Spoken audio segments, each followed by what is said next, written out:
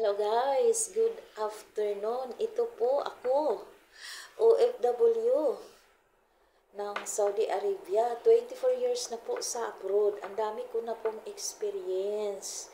Nakarating na po ng ibang bansa, klase-klaseng bansa, mga more than 20 bansa na.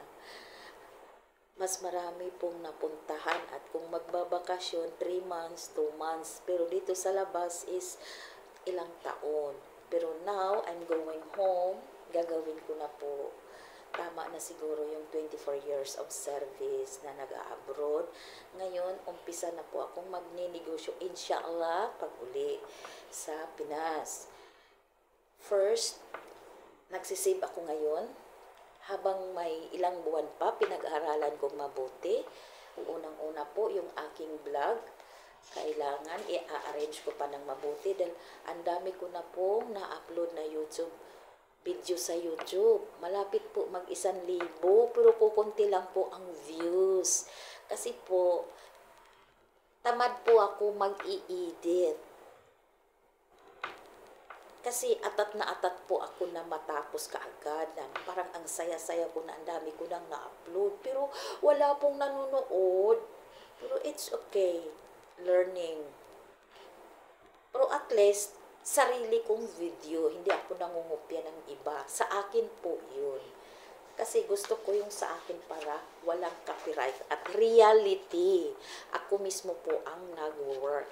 Ito po, OFW, lahat na po ginagampanan ko po trabaho. Binibigay ko po 100% sa work ko.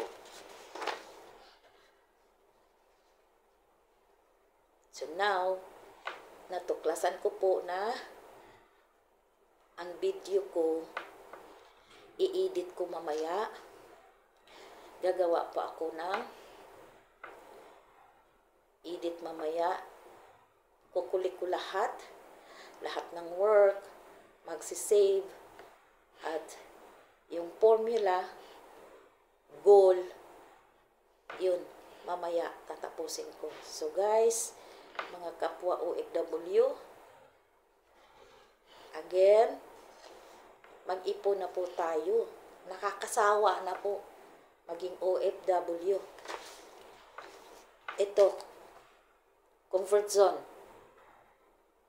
Hanggang ano po, kung magkano ang sweldo ko, siya pa rin po. So try ko mag-negosyo pag uwi. Malapit na po akong uuwi guys. Ito, lahat na po trabaho ginagampanan ko na.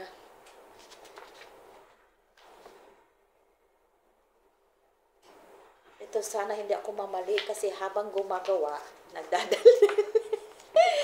Hello guys, kapwa mga OFW, mga kachimay guys.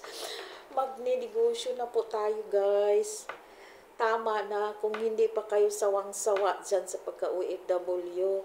Yung mga DH dyan, subukan naman natin maging business, maging negosyante. Pero di pa naman natin kabisado, istadihan natin ngayon. Manonood po tayo kay Boss Chinky Tan kasi marami siyang idea. And start with a small amount of kanang negosyo. Halimbawa, mag-umpisa tayo ng banana queue at maliit lang ang puhunan. Kunting ang ano po, kailangan disiplina po sa expenses dahil kung malaki ang expenses mo, walang mangyayari sa negosyo. Kaya kailangan disiplina ang katapat kung tayo'y magninegosyo para hindi babagsak. Huwag po tayong sobrang gastador. Kaya sigurado kahit anong klaseng negosyo i-start, kung magaling tayo maggawa ng pera, ako titinda. Pero kung walang disiplina sa expenses, wala rin mangyayari. Kaya kaakibat ang disiplina sa expenses, lahat ng bagay disiplina sa expenses para makikita, ililista isa-isa para malaman natin saan napunta yung pera. Kasi ngayon, kinikwenta ko, ang sweldo ko po is 30. times 24 months.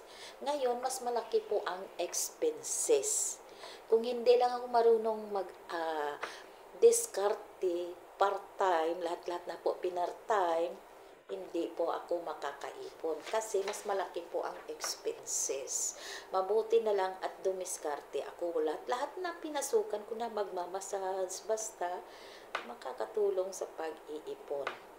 Para pag uwi ko sa Pilipinas, doon naman akong mag-umpisa mag-vendor, back to vendor, magtitinda na kung ano-ano para makita talaga kung ano. Sanay na po ako sa 16 hours guys. Puwera 16 hours may part-time pa every Friday. Kaya gagawin natin. Strategy lang po. Yung aking video sa YouTube, kailangan kong pipilitin ko mamaya mag-edit. Alam ko po mag-edit, pero matamad lang po talaga ako mag-edit. Mamaya po, gagawin ko na talaga. Okay guys, hello mga OFW. Uuwi na po tayo guys, magnegosyo na tayo. Nakakasawa na po, umay na po ako. 24 years na po akong OFW, magtitinda na po pag-uwi. Kung hindi pa alam, so mag-franchise tayo ng may franchising naman na mura lang, malit lang ang puhunan. Mayroong 2.5 yung sa cafe, yung Nelsie Coffee, or takoyaki, or egg, mura lang siya. So, isang buwan na sahod lang, matry na natin. And, itry ko din mag-training ng Uniprint. Inshallah, inshallah. Okay guys, thank you and good evening.